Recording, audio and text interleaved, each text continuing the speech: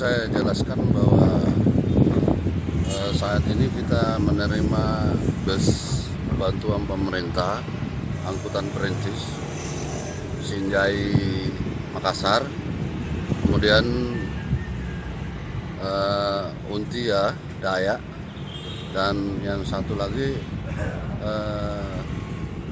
Kabupaten Kepulauan Selayar. Ada berapa unit Pak bantuan dari pemerintah pusat? Ada 6 unit yang baru.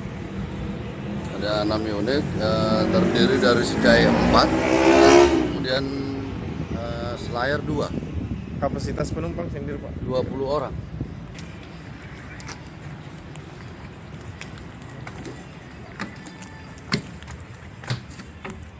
Jadi fasilitas yang ada di atas, bisnya ini ada AC, kemudian ada petunjuk untuk penumpang, terus ada apabila terjadi sesuatu di perjalanan,